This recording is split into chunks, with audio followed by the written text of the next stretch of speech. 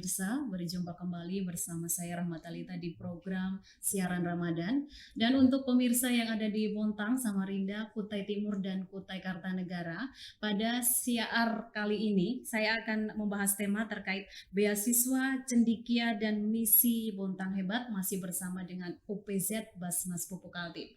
Baik, sebelum kita panjang lebar membahas tentang tema kita, saya sudah bersama dengan beberapa narasumber di studio PK TV. Di samping saya ada Bapak Nur Sahid ini sebagai orang tua wali yang mendapatkan beasiswa. Saya sapa dulu beliau. Assalamualaikum Pak Nur Sahid. Waalaikumsalam. Baik Pak ya. Rahmat. Ya. Alhamdulillah baik. Kemudian di sampingnya Pak Nur Sahid ada Pak Rois selaku Wakil Ketua UPZ Basnas Pupuk Kaltim. Apa kabar Pak Rois? Alhamdulillah sehat Mbak Rahmat. Baik Pak ya, sehat ya. Oke. Di sampingnya Pak Rois ada juga Bapak Saparudin, wakil dari Dinas Pendidikan dan Kebudayaan Kota Bontang. Apa kabar Pak Sapar? Baik, alhamdulillah. Baik Pak ya, lama tidak bertemu Pak Sapar nih. Baik, untuk membahas tema kita kali ini, saya ingin bertanya terlebih dahulu kepada Wakil Ketua UPZ Basnas Pupuk Kaltim, ada Bapak Rois. Pak, seperti yang kita ketahui bahwa di UPZ ini kan banyak sekali beasiswa yang diberikan untuk anak-anak hebat di Bontang tentunya. Ada dalam 4 tahun UPZ PKT berhasil meraih Basnas Award, salah satunya bidang penyaluran terbaik. Apa yang menjadi kiat-kiat UPZ untuk bisa mendapatkan prestasi itu, Pak? Ya baik, terima kasih Mbak Rahma ya. Ya. Jadi alhamdulillah ya, sejak UPZ berdiri mulai tahun 2018 ini sampai sekarang ini berarti berumur hampir 5 tahun. Ya alhamdulillah kami ibaratnya bayi yang baru lahir. Kemudian mulai merangkak. Jadi kami ini dari lahir tadi dibekali oleh peraturan-peraturan dari Basnas Republik Indonesia ya. Contohnya adalah peraturan Basnas nomor 1 itu terkait dengan kode etik amil zakat. Kemudian peraturan Basnas nomor 2 ya, itu terkait dengan sertifikasi amil. Kemudian yang nomor 3 adalah terkait dengan pendistribusian dan pendayagunaan zakat. Jadi selama berkegiatan itu kami mengacu kepada aturan-aturan tadi sehingga apa yang kita salurkan, kita yang kelola tadi benar-benar sesuai. Dan itu juga tidak lepas dari kerjasama ya antar semua tim, mulai dari pengurus, kemudian juga amilin, dan juga tentunya adalah Musyaki yang telah berzakat ke UPZ Pupuk Kaltim, dan tentunya adalah bantuan dari stakeholder lain dan juga adanya Musyaki. Tentunya saling timbal balik lah, itu yang kita alami. Oke, baik, tentunya antar pengurus itu yang paling dieratkan Pak ya, karena kalau pengurusnya aja pecah gimana gitu. Kita fokus dari itu sudah. Nah, baik, salah satu program yang menonjol dalam hal kuantitatif nilai penyaluran zakat di UPZ ini adalah program pendidikan Pak. Apa saja yang sudah terlaksana? Ya, oke. Jadi untuk program pendidikan benar sekali dalam 4 tahun terakhir ini. Jadi program pendidikan ini merupakan leading sektor ya di program UPZ Pupuk Kaltim. Kita telah menyalurkan untuk program pendidikan itu sekitar 15-30% dari dana yang kita kumpulkan. Nah, ini juga tentunya kenapa kita mengalokasikan 15-30% itu lebih tinggi dari yang lain ya. Karena tentunya adanya amanat dari Undang-Undang Negara Republik Indonesia yaitu UUD 1945 bahwa warga negara itu kan ya setiap anak ya itu berhak untuk mendapatkan pendidikan yang layak ya. Betul. Itu. Dan kemudian juga adanya arahan dari Menteri BUMN. Jadi untuk mengalokasikan dana zakat itu untuk program pendidikan dan ekonomi. Kenapa pendidikan dan ekonomi? Karena untuk meningkatkan atau mengentaskan kemiskinan tadi, itu dengan adanya pendidikan yang layak, tentunya ke depannya masa depan dari anak-anak tadi bisa membantu keluarganya untuk mengentaskan dari garis kemiskinan. Betul. Tentunya seperti itu. Kemudian juga beberapa program, yaitu untuk bidang pendidikan tersendiri ya di UPZ itu. Jadi saya baca dulu Mbak ya. Iya, boleh. Biar tidak lupa. Jadi UPZ ini menjalankan program beasiswa stimulan itu untuk jenjang pendidikan dari perguruan tinggi dan juga subsidi pendidikan bagi ini ya anak-anak untuk program jenjang SD sampai SMA. Jadi kita sasar itu mulai SD sampai perguruan tinggi. Jadi sudah kita lakukan. Iya. Dan untuk yang bersifat informal itu di luar pendidikan yang formal tadi juga ada program ini Mbak, Hafiz Al-Quran. Itu melalui rumah Al-Quran Yayasan Baitur Rahman. Jadi kita juga menyalurkan ke situ Mbak. Oke. Ya. Baik, kalau dari SD sampai SMA terus perguruan tinggi juga dapat beasiswa. TK ada nggak ini Pak? Ya. Ada rencana nggak UPZ ini ngasih untuk TK ini Pak?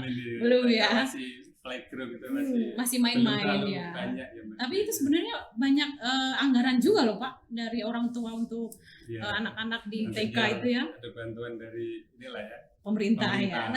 Sama ini Bagiannya Mbak Pak tadi Sapan. ada yang kelupaan mungkin Iya. ya. Jadi terkait program pendidikan tadi kan kita selalu sinergi dengan pemerintah Kota Bontang ya. Oh Jadi iya. kita untuk mensukseskan program Bontang Hebat dan Beradab. Iya, visi Jadi misi seperti itu, pemerintah visi-misi ya. Pemerintah Kota Bontang tadi.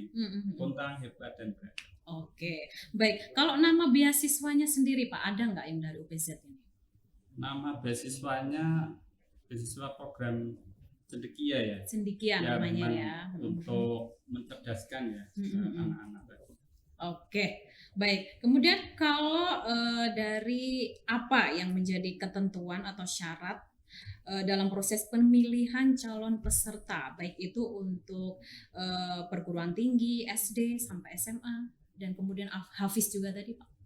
Ya, jadi tentunya ya karena ini adalah zakat dananya dari umat, tentunya koridor yang harus dipenuhi adalah adanya pemenuhan 8 asnaf.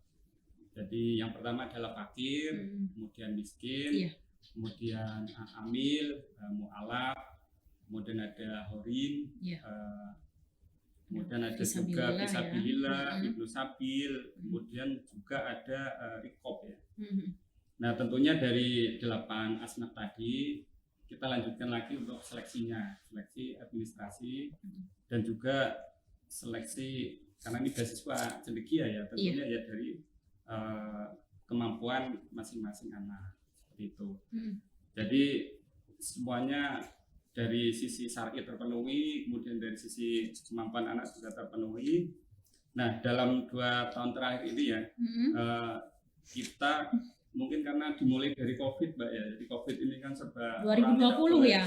Ketemu, maksudnya gini dalam 2 tahun terakhir ini 2020 itu karena COVID kita tidak boleh saling ketemu sehingga saat itu kita menggunakan metode ini ya pendaftarannya lewat online. Jadi lebih memudahkan peserta. Peserta bisa upload dokumennya dari rumah, dari sekolah, dari manapun ya, sehingga itu memudahkan kita dalam seleksi. Data-data masuk, baru kita seleksi. Nah, dari kegiatan tersebut ya, kita juga melanjut. Tentunya ada beberapa dokumen yang dibutuhkan. Selain itu adalah adanya KTP, kemudian KK, SKTM, kemudian juga ada transkrip nilai. Ya, tadi ya yang saya sampaikan, ya harus berprestasi lah ya. Kemudian juga ada bagi yang hafiz itu juga kita ambil loh Mbak. Jadi yang hafiz Quran itu kita minta ini sertifikatnya ya, sertifikat hafiznya. Kemudian sertifikat atau ijazah lah ya. Kemudian yang juara juga melampirkan juara 1, juara 2 baik daerah, nasional, itu juga sangat kita tunggu, kita terima. Jadi seperti itu. Kemudian juga ada yang tugas akhir Mbak. Tugas akhir itu juga kan, tugas akhir itu kan kita perlu uang ini. Iya. Ada yang mungkin penelitian atau apa yang beli kertas, beli macam-macam kebutuhan dalam penyusunan tugas akhir, beli kopi mungkin Mbak ya kalau malam. Oh iya, karena lembur. Nyusun gitu kan. Ya, jadi Jadi termasuk itu juga kita berikan beasiswa biar mereka cepat untuk lulus, cepat dapat pekerjaan. Tapi itu juga masuk di dalam mahasiswa yang memang tadinya sudah dapat terus dapat lagi untuk semester untuk akhirnya itu, atau gimana Pak? Apa Boleh, khusus? jadi misalnya nih program kita penerimaannya kan kita berikan beasiswa selama 1 semester. Nah semester berikutnya kan bisa mengajukan lagi. Oh gitu. Nah kalau sekarang sepertinya sudah dibuat 1 tahun sehingga penerimaannya di awal semester nanti sudah dapat 1 tahun sudah nanti. Langsung, ya? Nanti habis itu bisa mengajukan lagi seperti itu Mbak. Termasuk yang tadi kalau mau tugas akhir kan dia kalau ini tidak boleh double ya. Jadi kalau sudah dapat ya akhirnya sudah tidak dapat. bisa ya. Tapi di semester itu kan artinya sudah dapat, tapi boleh mengajukan lah gitu. Boleh mengajukan tapi Iya. belum tentu bisa Belum tentu lah karena kan sudah diakomodir dapat. ya. Oke. Berarti kalau intinya sih Pak, kalau boleh sudah dapat itu masih dipertimbangkan lagi untuk dapat ya. Masih untuk Maksudnya apa ini yang boleh dapat? Artinya kan di semester itu sudah dapat Mbak. Nah yang tugas akhir ini khusus tugas akhir boleh. Oh khusus tugas. Misalnya belum dapat dari UPZ. Dan Kalau belum untuk dapat melanjutkan semester Pak, melanjutkan semester boleh misalnya nggak? ini dari UPZ selesai di semester 2 kan, habis itu kan UPZ buka Ya. lagi lowongan untuk beasiswa lagi. Itu Ya boleh boleh ngajukan. Mas. Oh. Ya, jadi bisa continue sampai dia selesai, asal dia terus berprestasi kan bisa mengajukan. Seperti itu. Oke, baik. Kalau untuk di tahun 2023 ini Pak, kapan akan dibuka kembali? Tahun 2023 kita pembukaannya nanti mendekati ulang tahun Pokaltim. Oh, masih Jadi, akhir-akhir tahun ya. Akhir-akhir. Jadi nanti kita ya siap-siap aja di bulan Agustus atau Pertengahan tahun ya. ya pertengahan tahun lah. Di Agustus siap-siap nanti kita akan buka mulai proses seleksi.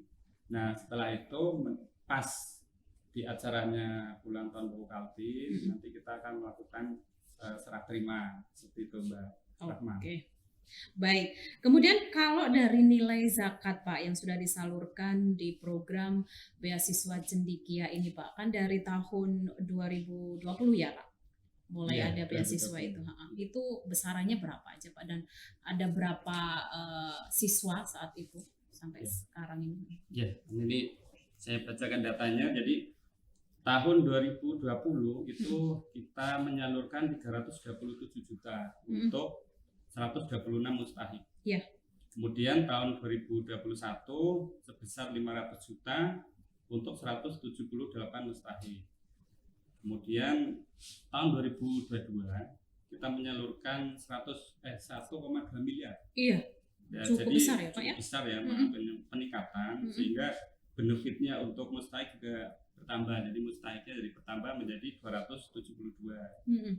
Jadi kalau dilihat dari kenaikannya ini alhamdulillah mulai tahun 2020 selalu meningkat sampai tahun 2022 terakhir untuk 4 miliar. Ya. Nah jadi proses seleksi ini tentunya dilakukan melalui 4 kategori ya. 4 kategori diantaranya itu beasiswa Cendekia kategori Hafiz Al-Quran. Ini tadi jumlahan di tahun 2022 itu ada 18 penerima. Kemudian beasiswa kategori prestasi juara itu ada 5 mahasiswa. Itu total dari 2020 sampai 2022? Di tahun 2022 Oh 2022 aja ya. Jadi saya rinci di tahun 2022. Oke. Jadi kemudian adalah beasiswa Cendekia untuk kategori tugas akhir. Itu ada 32 mahasiswa. Iya. Yang terakhir adalah beasiswa Cendekia kategori stimulan belajar. Jadi untuk memacu semangat belajar, ini ada 217 mahasiswa. Iya. Itu Mbak Ratna. Kalau dari saya bertanya besarannya Pak, apakah setiap tahun berbeda? Mungkin dari mahasiswa SD, SMA, SMP gitu? Nilainya apa? Nilai beasiswanya. Nilai beasiswanya ya. Harapannya ada kenaikan ya Mbak. Ada kenaikan. Tapi Tapi itu kan tergantung dari jumlah zakat yang yang masuk Mbak, diterima. ya. Jadi misalnya tahun ini katakanlah tahun 2022 1,2 Mm-mm. miliar. Iya. Bisa jadi tahun ini mudah-mudahan Naik meningkat, ya bisa jadi turun.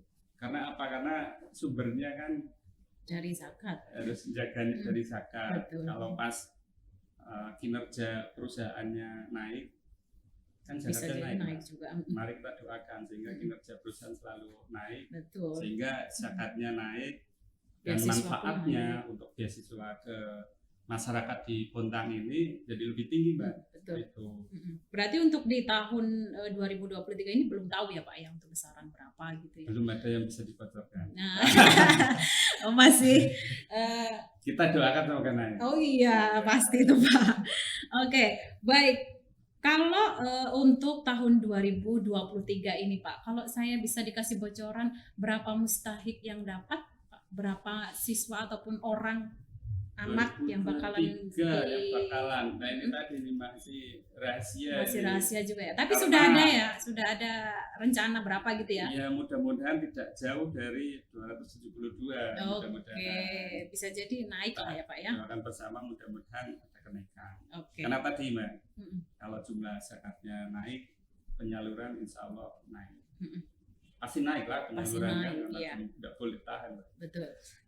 Baik, Pak kalau saya boleh tanya agak inilah. Dari perguruan tinggi nih Pak, apakah hanya untuk S1 atau yang mau ke S2 juga bisa dapat ini? S2 ada beberapa ya dapat. Ada Tapi juga ya? Khusus ya case-nya. Mungkin dari kita pernah memberangkatkan S2 untuk guru. Ini saya tanya Pak Nur ini, karena Pak Nur ini ketua, tapi saat ini menjadi mewakili wakil ya. orang tua yang mendapatkan beasiswa. Nah, setahu saya itu ada Ada ya. beasiswa S2. Oke. Ya. Nanti saya mau daftar berarti nih Pak. Oke, baik. Pertanyaan selanjutnya Pak Rois, Ya. dilihat dari nilai penyaluran zakat Pak, yang kita ketahui cukup besar ya karena dari karyawan Pupuk Kaltim. Kemudian apa harapan besar dari OPZ Pak untuk beasiswa ini nanti untuk program ini? Ya, jadi tentunya ini harapan kita bersama ya, karena sesuai amanat Undang-Undang Negara Republik Indonesia tahun 1945, ini pendidikan menjadi hak setiap anak ya, setiap Betul. warga negara. Dan hal itu merupakan amanat ya yang tertuang dalam Undang-Undang Zakat juga nomor 23 tahun 2011 ya, bahwa pendidikan merupakan sarana dalam upaya mengentaskan kemiskinan. Iya. Tadi sudah saya sampaikan juga. Harapan ini tentunya dilakukan melalui penyaluran zakat ya, melalui program pendidikan. Iya. Ini juga menjadi bekal bagi mustahik ya, untuk mewujudkan harapan dan cita-citanya. Jadi cita-cita pengen pinter, pengen juga menjadi orang sukses dan jadi nantinya menjadi muzaki ya, karena setelah sukses dan mampu tentunya dia akan ikut berzakat. Jadi dana zakat itu manfaatnya besar sekali. Makin lama makin mutar lah, kayak bola salju ya. Iya. Kalau makin banyak yang dientaskan dari garis kemiskinan, makin banyak orang yang zakat, Betul. dana zakat makin besar. Jadi seperti itu harapan Oke. kami. Baik, kalau saya tadi sudah ngobrol panjang nih tentang beasiswa UPZ Pupuk Kaltim. Saya mau ke orang tua deh, orang tua wali yang mendapatkan beasiswa. Ini ada Pak Nur Sahid. Di sini ada anaknya ya Pak ya, namanya Faisal Husni. Nah itu seperti apa Pak saat itu bisa mendapatkan beasiswa? Anaknya memang berprestasi ya Pak ya? Terima kasih Bu Rahma. Iya. Jadi anak saya waktu SD nggak mendapat beasiswanya dari orang tuanya. Itu SD ya. Kemudian SMP beasiswanya dari sekolah Turki di Tangsel, full beasiswa. Kemudian SMA di sekolah yang sama, full beasiswa dari SMA sekolah Turki. Kemudian S1 ITB beasiswanya dari beasiswa unggulan dari Kementerian Pendidikan RI. karena waktu SMA meraih juara fisika sedunia, meraih medali perak. Iya. Sedunia ya Pak ya? Iya, Mm-mm. jadi Bontang hebat. Oh iya betul. Kemudian waktu saat ini sambil kerja kuliah S2 sebenarnya mendapat beasiswa dari Kementerian Pendidikan. Tetapi di ITB itu bagi yang S1 lanjut S2 itu ada beasiswa dari ITB sendiri. Jadi anak saya waktu semester 8 ITB mau lulus, ada program jalur cepat S2 dari ITB, ada beasiswa. Jadi semester 8 S1 ITB paralel menjadi semester 1 S2 ITB. Sehingga akhirnya beasiswa yang dari Dikbud tidak jadi diambil. Karena sudah dapat kan nggak boleh double. Iya betul. Itu ceritanya seperti itu. Ntar malak Pak ya, dapat Ya, banyak-banyak nanti, Pak. Nanti biar yang lain lah. pemerataan. Nah Ya, betul. ya. Baik Pak, kalau dari SD aja sudah mulai banyak prestasi sehingga tidak ada keluar biaya sama sekali ya untuk sekolahnya Faisal Husni ini Pak. Sebenarnya apa aja sih prestasi yang didapat oleh Faisal Husni Pak? Prestasinya jujur aja banyak sekali. Banyak sekali ya, Iya. sampai lupa-lupa ya Pak? Saya lupa. Nah. Waktu SD itu mewakili Provinsi Kaltim, OSN, Matematika di Medan. Hanya mendapat juara harapan. Itu SD. Iya. Lomba-lomba yang lain itu juara catur, juara renang sering waktu SD. Kemudian waktu SMP meraih medali emas OSN Fisika se-Indonesia. Iya. Kemudian karena juaranya itu kelas 3, mau ikut internasional sudah terlambat umurnya. Karena juaranya kelas 3. Akhirnya belajar dari SMP itu pindah ke SMA, sudah mendapat juara medali emas SMA nasional yang waktu itu dilaksanakan di Jogja ya. Juaranya pas kelas 1 SMA. Itu dalam rangka ikut internasional. Iya. Karena sudah kelas 1 sudah dapat emas di tingkat nasional, akhirnya kelas 2 ikut internasional. Internasional waktu itu rencananya lombanya di Swiss, cuman tidak lolos. Kemudian tahun berikutnya pas kelas 3 ikut lagi mewakili Indonesia. Jadi tahun 2017 waktu itu ikut lomba internasional 2 kali, satu tingkat Asia namanya APO, lombanya di Yakut Rusia. Kemudian tingkat IPO itu internasional itu di Jogja kebetulan. Jadi internasional tapi gilirannya Indonesia. Itu dapat medali perak sedunia. Dan dari medali perak itu sesuai dengan pidatonya Pak Menteri bahwa bagi yang medali perak dapat beasiswa S1 S2 luar negeri. Medali perunggu S1 saja. Kalau medali emas S1 S2 S3 luar negeri. Tetapi anak saya mengambil S1-nya di dalam negeri di ITB. Memang pengen kuliah di ITB. Yeah. Jadi jatahnya S1 ITB, kemudian S2-nya walaupun dapat jatah beasiswa luar negeri, tapi karena ada program percepatan di ITB, ada beasiswa dari ITB, akhirnya nggak diambil juga. Begitu. Jadi anak saya itu punya tipe never give up, nggak mau menyerah ya. Pokoknya harus, karena pada dasarnya anak-anak itu kan punya kecerdasan masing-masing. Betul. Kayak Mbak Rama ini kecerdasannya di bidang suara Pak, presenter. Ngomong ya Pak ya. Ngomong itu kecerdasan yang luar biasa itu. Kalau anak saya memang di bidang matematika fisika. Dia pemikirannya Pak, otaknya Pak. Diajak ngomong agak sulit gitu ya. Begitu. Jadi karena kecerdasannya beda-beda dan alhamdulillah anak saya punya kecerdasan di bidang matematika dan fisika, maka orang tuanya mengikuti dan memupuk. Waktu itu kita mencarikan sekolah terbaik di Indonesia. Waktu lulus SD di Bontang ya Pak ya? SD di Bontang, di SD 2 YPK Bontang. dan tidak lolos juara nasional. Tetapi waktu itu ketemu juara-juara dunia, juara-juara internasional di dalam ajang OSN nasional. Ketemulah. Akhirnya kita memutuskan, kalau gitu harus berani keluar uang untuk sekolah di Jakarta. Akhirnya ketemulah sekolah di Tangerang Selatan itu. Karena sekolah di situ memang banyak melahirkan juara-juara dunia. Jadi sekolah di situ sang juara harus melahirkan juara baru. Jadi karena sekolah Karisma Bangsa Tangsel tadi itu yang sudah juara itu harus mendidik adik kelasnya untuk jadi juara baru.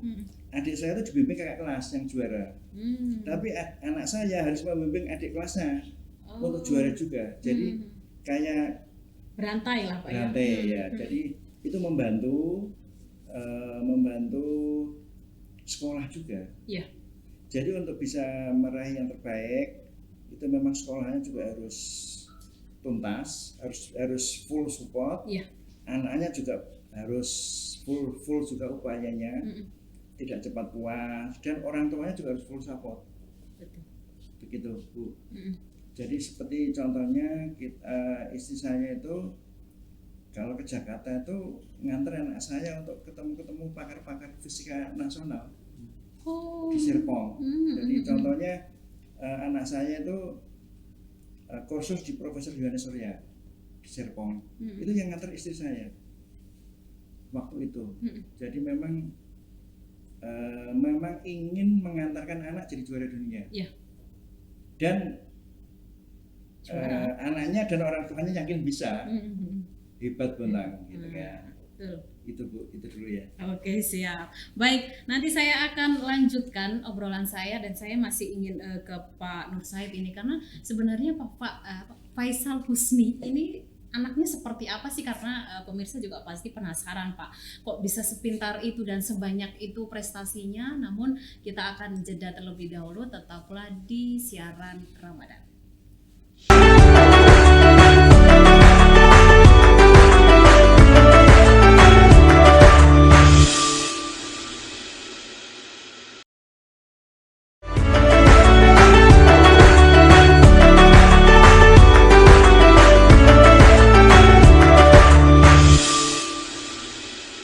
Terima kasih pemirsa, Anda masih bersama kami di siaran Ramadan. Kita lanjutkan perbincangan kita dengan Bapak Nur Said, dan ada Pak Rois dan ada Pak Sapar. Nanti Pak Sapar kita pending dulu ya, saya masih ingin ngobrol dulu sama Pak Nur Said. Pak, kalau seperti yang saya katakan sebelum jeda, bahwa sebenarnya seorang Faisal Husni itu seperti apa sih Pak? Kok banyak sekali bergudang-gudang ini prestasinya Pak? Intinya biasa saja. Yang membedakan yang saya lakukan, orang tua lakukan, orang tua itu full support. Betul. Mengajak anak itu harus sejak SD itu harus punya mental juara. Ikut lomba, pernah kalah, pernah menang, pernah juara. Kalau kalah tidak langsung down, never give up. Anak saya waktu SD sudah saya buatin paspor Rama. Tujuannya biar pikirannya internasional. Betul. Jadi waktu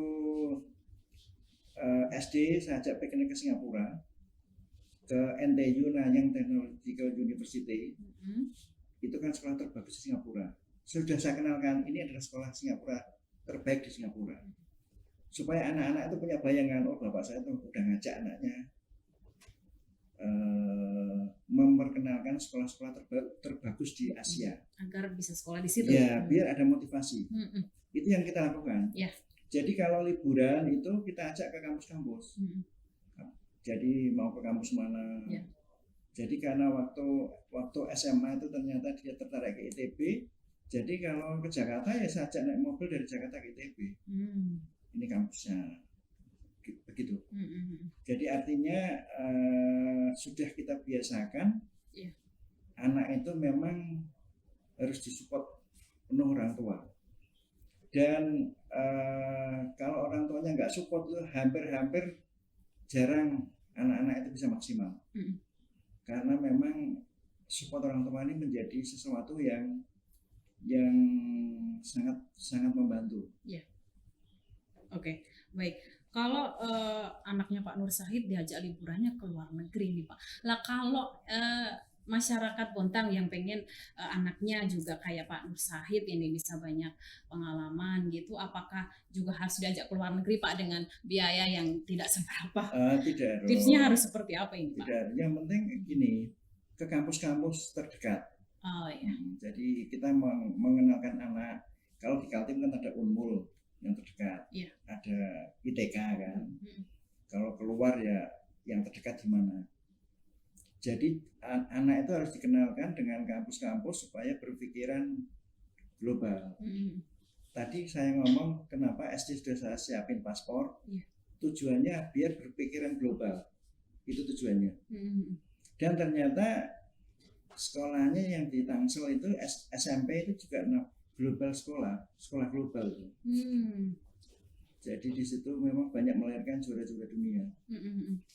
Oke, baik, berarti kalaupun nggak bisa keluar negeri ya paling nggak yang deket-deket sini ya Pak ya. Yang penting anaknya harus disupport dulu gitu ya untuk bisa menjadi juara.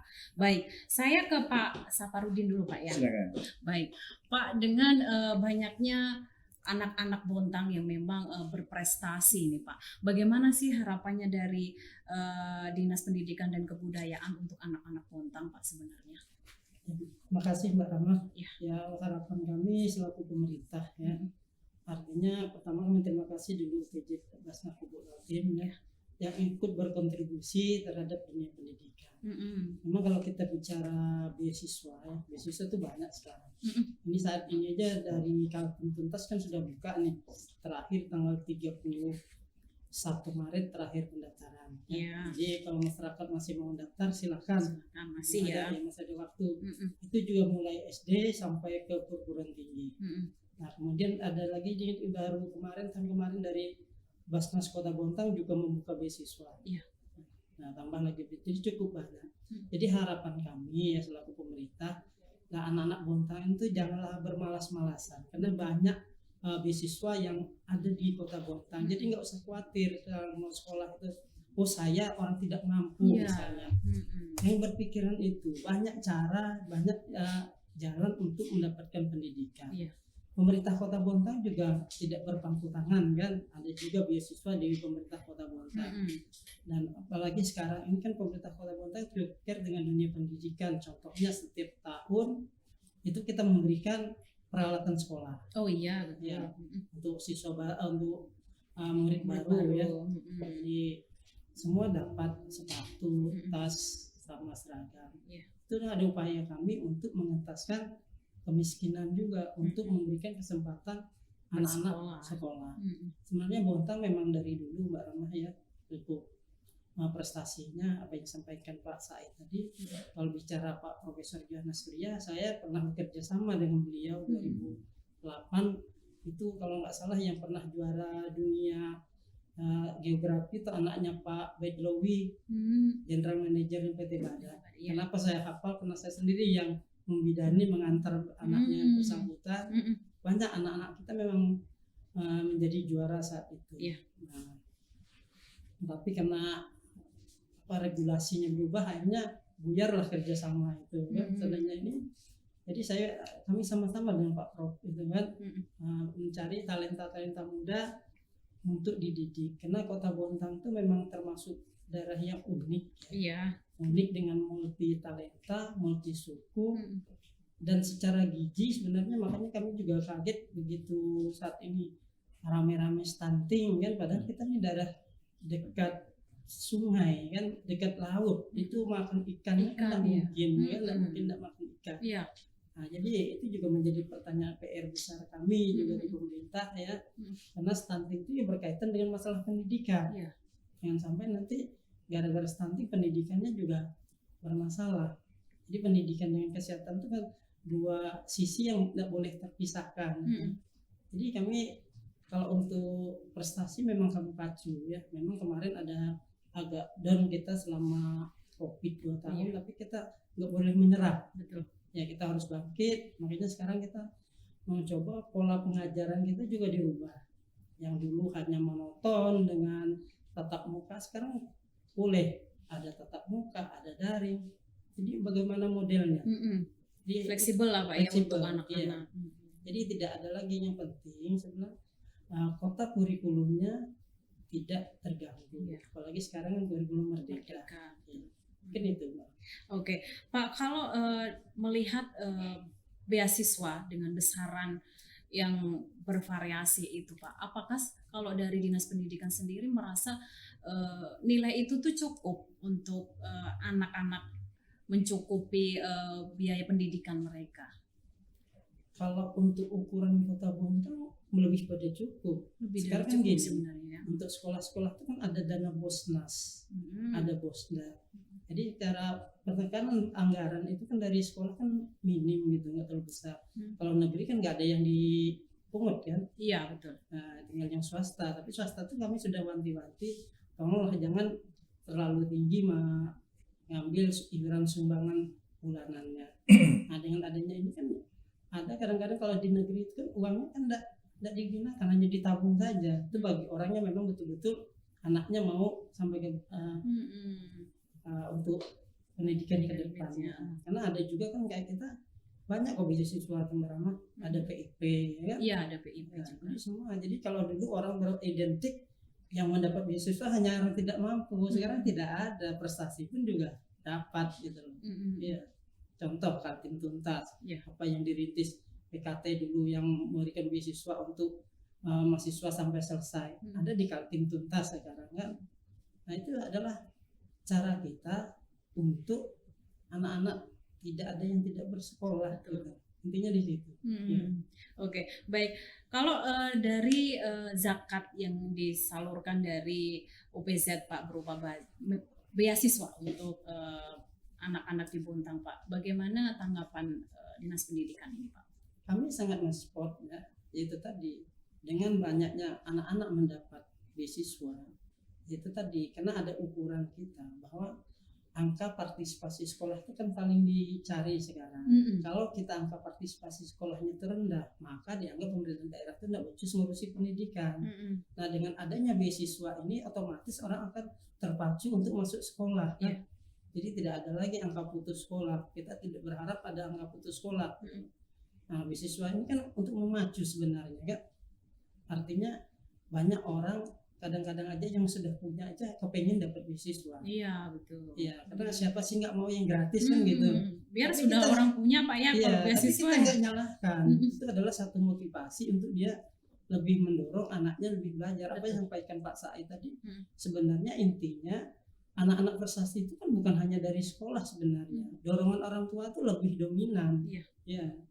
Percuma aja sekolahnya mati-matian ngajari anaknya kalau di rumahnya juga dia nggak belajar, nggak didorong oleh orang tuanya. Jadi ada sinergi antara orang tua dengan sekolah. Makanya mungkin saya sampaikan untuk ini di pemirsa juga, kurikulum merdeka itu adalah hal yang baru, yaitu adalah pelibatan orang tua murid di dalam pendidikan. Kalau dulu kan hanya sekolah aja, begitu anak masuk sekolah ya sudah mau hitam putih urusan sekolah. Sekarang tidak bisa. Di kurikulum merdeka itu ada 20% kurikulum itu namanya kurikulum untuk proyek, pelajaran proyek. Proyek itu selalu melibatkan orang tua, karena dia anak-anak itu bagaimana menggali potensi dirinya. Nah, hanya sekolahnya tidak mungkin kan, pasti kelibatan orang tua. Ini memang masih kena baru ya, masih banyak sana sininya orang masih protes. Kenapa sih kami kok begini? Kenapa kami harus dilibatkan di itu? Memang prosesnya. Jadi kalau dulu kan orang tua bangga kalau misalnya anaknya matematikanya 10. Nah sekarang tidak bisa, karena anak-anak itu kan masing-masing tadi sampaikan Pak Said tadi, kayak Mbak Rahma talentanya kan berbeda-beda Pak ya. Jadi kita harus mana yang diasah gitu ya. Mana diasah. Jadi betul-betul siswa itu sudah disiapkan dari sekarang untuk menuju jati dirinya. Jadi lebih banyak ke siswanya sekarang. Oke, baik. Kalau saya bertanya anggaran Pak, anggaran dari pemerintah yang disiapkan untuk mendukung visi misi Bontang yang tentu saja hebat ini Pak. Tentunya hebat untuk anak-anak Bontang ini. Kalau boleh tahu berapa ini Pak? Kita bisa menghitung dari APBD kita. Kalau 1,6 kali 20%. 20% sendiri ya untuk pendidikan kan Pak. Pendidikan itu sudah mandatoris undang-undang, tidak bisa ditawar-tawar. Makanya pendidikan itu ada perlakuan khusus di dalam anggaran. Jadi mau ribut apa orang rebutan anggaran, tapi pendidikan tuh Tetap santai aja karena dia sudah tetap 20%. Iya. Kalau tidak 20% tidak akan disahkan anggarannya. Ya. Pak, tapi kan 20% itu tentunya untuk berbagai hal ya. Iya. Ada prasarana juga seperti itu. Tapi kalau untuk khusus anak-anak untuk seperti beasiswanya gitu Pak, Kita apakah kan tidak begini, masuk di situ? kita sasaran beasiswa kita tuh contoh BOSDA. Hmm. BOSDA itu sebenarnya beasiswa, bentuk beasiswa, tetapi dia hitung per kepala. Jadi BOSDA itu tidak melihat si kaya dan si Si miskin. miskin. Jadi semua per kepala 210 untuk SD ya, untuk yang swasta, per siswa Persiswa dan Iya. itu pembagiannya melalui sekolah. ya maksudnya per tahun gitu atau Per tahun. per tahun ya? Iya. Kemudian ada lagi dari Busnas ya. Busnas itu juga cukup besar. Tapi itu tidak diberikan langsung Pak ya? Itu Tidak diberikan di sekolah Iya, ya Pak ya? sekolah. Sekolah yang lola. Sekolah yang ngelola. Makanya sekarang kita sudah wanti-wanti dengan sekolah. Mm-mm. Ini indikator hitungannya adalah dari siswa. Mm-mm. Kami tidak mau anggaran ini banyak larinya ke yang bukan untuk siswa Betul. misalnya. Mm-mm. Jadi lebih banyak fokus dengan ini. Contohnya sekarang saya push semua sekolah itu buku siswa itu harus satu siswa satu buku. Mm-mm. Agar apa? Kita lebih belajar. Karena Iya, buku itu kan membuka jendela iya betul. wawasannya. Mm-mm. Jadi kalau dulu kan masih banyak misalnya untuk pelatihan, untuk ini, oke untuk pelatihan, tapi persentasenya lebih banyak untuk siswanya karena hitungan kita per siswa. Persiswa ya. Berarti yang berhak menerima itu adalah siswa. Mm-mm. Hanya bentuknya operasional, Mm-mm. kan operasional sekolah Iya. untuk mendukung program siswa. Mm-mm. Memang kalau dari ini kan pendidikan itu ada dua hal yang harus dipisahkan. Mm-mm. Ini juga perlu dipahami oleh masyarakat. Ada memang biaya wajib pendidikan, ada yang non wajib. Mm-mm. Contohnya non wajib misalnya anak-anak berangkat ke sekolah kan mengeluarkan kos kan. Mm-mm. Nah itu tidak wajib gitu loh transportnya. Uang saku tidak wajib. Iya. Dan makanya yang kita prioritaskan adalah yang wajib-wajib saja. Iya. Ya. Oke, baik. Saya kembali ke Pak Rois nih Pak. Kalau di UPZ sendiri tadi ada sekitar 15-30% ya Pak, Iya. yang untuk pendidikan Pak ya. Selain itu Pak, untuk apa saja? Ya, jadi untuk tahun 2023 ya, Mm-mm. ini kita sudah programkan Ya. untuk pendayagunaan ya.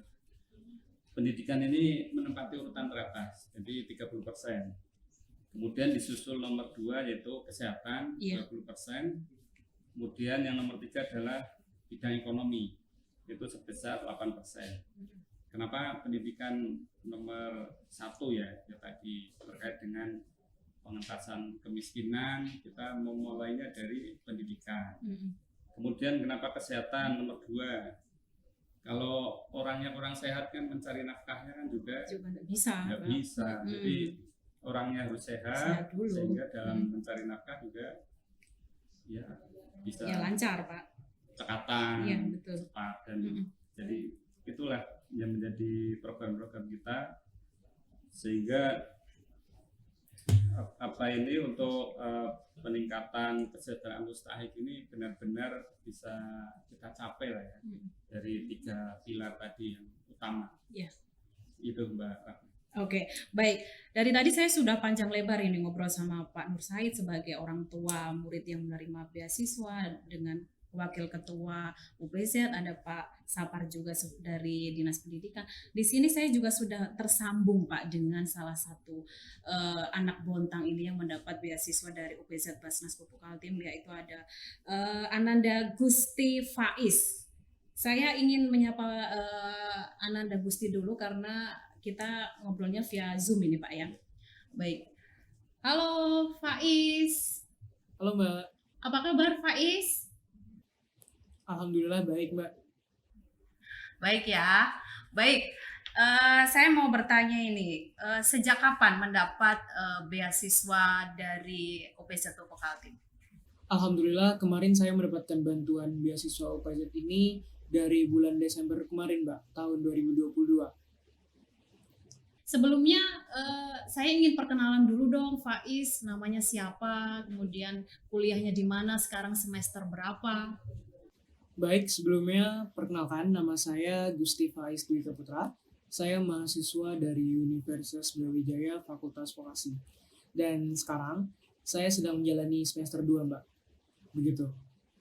Bagaimana kesannya Faiz ini mendapat beasiswa dari UPZ Basnas Pupuk Kaltim? Kesan-pesan saya terhadap beasiswa UPZ-PKT, pertama-tama saya ucapkan terima kasih dan alhamdulillah dengan adanya beasiswa UPZ-PKT ini sangat membantu bagi mahasiswa yang mempunyai prestasi akademik untuk bisa merasakan dunia kampus. Khususnya saya pribadi, saya sangat bersyukur sekali bisa kuliah dengan bantuan beasiswa UPZ ini, karena dengan beasiswa UPZ ini saya dapat meringankan biaya hidup saya dan UKT saya tanpa harus minta kepada orang tua lagi, Mbak.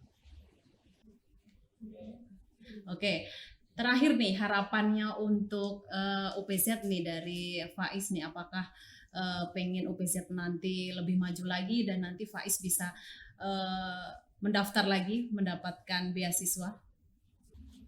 Harapan saya untuk kedepannya, saya berharap beasiswa PKT ini jaya terus, maju terus, dan mahasiswanya semakin terdepan, punya prestasi yang wow, dan bisa membanggakan Kota Bontang tentunya. Dan saya juga harapkan beasiswa dari UPZ ini dapat berkelanjutan dan dapat memberikan manfaat kepada mahasiswa-mahasiswa lainnya yang membutuhkan. Begitu, Mbak. Baik, terima kasih Faiz sudah tersambung dengan kami. Semoga nanti bisa mendaftarkan lagi, mendapatkan beasiswa ya dari UPZ Basnas Pupuk Kaltim. Terima kasih Faiz. Terima kasih, Mbak. Oke, baik, yang terakhir untuk Pak Nur Syahid ini, bagaimana harapan untuk UPZ tentunya dan juga anak-anak Bontang supaya berprestasi dengan banyaknya beasiswa yang ada di Bontang ini, Pak? Oke, makasih Rama. Ya. Untuk UPZ tadi Pak Roes ya. Ya. Harapan saya dari sebagai orang tua Faisal Husni Said bahwa tagline Bontang Hebat dan Beradab ini memang sangat bagus dan saya yakin bisa terwujud. Jadi yang sudah dibuktikan sama anak saya Faisal Husni Said bahwa anak saya itu lahir di Bontang. Jadi putra Bontang, Iya. putra asli Bontang karena lahirnya di Bontang. SD-nya TK SD di Bontang. Hanya SMP sudah keluar Bontang. Karena tadi saya sampaikan ingin ketemu dengan pakar-pakar fisika nasional. Alasannya itu ya. Dan memang untuk bisa ketemu pakar-pakar itu memang peran orang tua memang sangat penting. Yeah. Karena kita sangat sadar tidak mungkin kita mengharapkan sekolah untuk bisa memfasilitasi seperti itu. Betul. Itu harus orang tuanya. Karena orang tuanya juga berkeinginan yang kuat, anaknya juga punya keinginan yang kuat. Iya. Makanya kita harus mencari sekolah yang memang kuat untuk menjadi juara dunia. Iya. Saya yakin di Bontang saat ini dengan jargon Bontang Hebat dan Beradab ini, Bontang akan melahirkan juara-juara baru yang lahir dari bumi Bontang, apalagi Bontang nanti menjadi penyangga IKN, sehingga sangat pas kalau Bontang mempunyai jargon seperti itu. Dan tentunya kalau nanti lahir juara-juara baru, kita harus mensupport dan harus bangga. Betul. Supaya kebanggaan itu dimiliki oleh masyarakat Bontang. Itu harapan saya.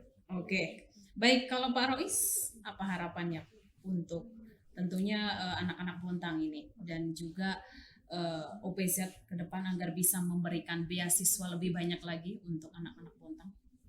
Ya, untuk anak-anak Kota Bontang dari UPZ berharap ya, mari bersama-sama ya kita wujudkan Bontang Hebat dan Beradab dengan cara apa? Yaitu untuk anak-anak mari kita rajin untuk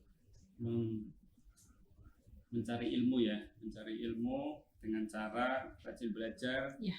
Karena apa? Karena fasilitas untuk pendidikan itu banyak tersedia, kemudian juga program-program beasiswa juga banyak. Dan UPZ juga mengalokasikan anggaran 30% untuk program pendidikan. Jadi mari kita sama-sama mencerdaskan anak Bontang di sini. Ya. Karena tadi sudah disampaikan Pak Nur Said juga peluang untuk kita berkontribusi dalam pembangunan negara Indonesia ini. Dengan adanya IKN yang ada di Kalimantan Timur, tentunya nanti akan membuka begitu banyak peluang kesempatan untuk bekerja ya. Jadi itu harapan kami, dengan adanya beasiswa yang kami salurkan akan membuat anak-anak Bontang menjadi cerdas, sehingga Bontang menjadi salah satu kota yang diperhitungkan di kancah nasional, karena Sampai internasional tentunya, karena akan tumbuh ini ya, bibit-bibit unggul ya, yang cerdas dari kota Bontang. Apalagi Bontang ini dekat laut tadi. Sabar, Makannya ikan terus makannya nih, ikan Pak. tuh pinter-pinter Bontang. Betul. Nah itu tentunya untuk anak-anak kota Bontang. Nah, untuk UPZ sendiri ya mari kita doakan ya, terutama kepada Pupuk Kaltim, karena sumber zakatnya adalah dari karyawan di Pupuk Kaltim ya, karyawan muslim di Pupuk Kaltim. Dengan kinerja perusahaan yang meningkat, zakatnya akan semakin tumbuh lebih besar. Jadi kami juga berharap mari sama-sama kita jaga perusahaan yang ada di lingkungan Kota Bontang, mulai dari Pupuk Kaltim dan lainnya yang berada di kawasan, dan juga tentunya tempat ada PT Badak dan sebagainya, sehingga kontribusi perusahaan itu yang terutama yang melalui UPZ-nya masing-masing, lembaga amil zakatnya akan begitu besar berada di Kota Bontang. Itu secara umum harapan dari UPZ. Terima kasih. Oke, baik. Kalau Pak Safarudin sendiri, bagaimana harapan untuk UPZ dan juga anak-anak Bontang ini, Pak?